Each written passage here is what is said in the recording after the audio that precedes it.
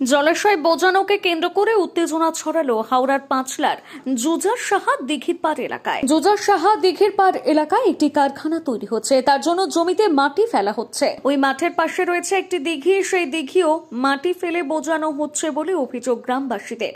দিঘি বোঝানো বন্ধ করার জন্য প্রশাসনের কাছে বারবার জানিয়ে কোনো সুরাহা হয়নি বলে অভিযোগ। রাতের অন্ধকারে তৃণমূলের মদতে দিঘি বোঝানোর কাজ চলছে বলে গ্রামবাসীদের অভিযোগ। শেষমেশ গ্রামবাসীরা নিজেরাই কয়েকদিন আগে লাঠি হাতে নিয়ে বিক্ষোভ দেখাতে থাকে। প্রতিবাদ করায় মহিলাদের মারধর করা হয় বলেও গুরুতর অভিযোগ তোলে গ্রামবাসীরা। ঘটনার জেরে সোমবার সকাল থেকে উত্তপ্ত হয়ে ওঠে এলাকা। খবর পেয়ে ঘটনাস্থলে যায় পাঁচলা থানার বিশাল পুলিশ বাহিনী এবং র্যাব। চাষবাস হয়, কিন্তু এই জমিটা বিক্রি কে করলো? বর্তমান পরিস্থিতি আমি ওটাই বলছি, বর্তমান পরিস্থিতি দেখবেন কারুর নামে জমিটা হয়ে গেছে, কিন্তু জমিটা বিক্রি কে করলো?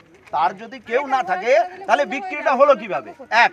দু নম্বর কথা, এখানে আমরা দাঁড়িয়ে আছি, দাঁড়াবার পরে প্রশাসনকে, আপনার যে অফিসার ছিলেন ওনাকেও দেখিয়েছি, বিধানবাবুকে, ওইখানে বোধহয় 150-200 ছেলে লাঠি সোঁটা নিয়ে দাঁড়িয়ে আছে। আমরা যদি এখান থেকে বেরিয়ে যাই বা প্রশাসন কোনোভাবে যদি না থাকে, তাহলে এই বাড়িগুলো যদি জ্বলে যায়, এর দায়িত্ব কে নেবে? এর দায়িত্ব কে নেবে? আপনি বলুন, এর দায়িত্ব কে নেবে? নয় পোস্টিং করুন, এখানে পোস্টিং রাখুন, পোস্টিং রাখুন। আর এখান থেকে ভেসে আসছে একটা প্রশাসনের সিভিকের পাঁচলার প্রশাসনে থাকে, তার নামটা বারে বারে উঠে আসছে এদের মুখ দিয়ে, এদের মুখ দিয়ে উঠে আসছে। সেই কেন এই সৌরভ খাড়া, বাপি মালিক,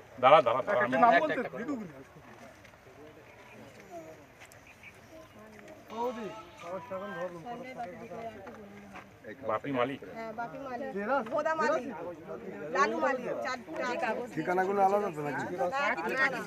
খালি সৌরভ খারাপ ঠিকানাটা ওটা আমি ওইটা নিয়ে বলছি, ওখানে তো থানা নেই। ভালো মালিক আর কে?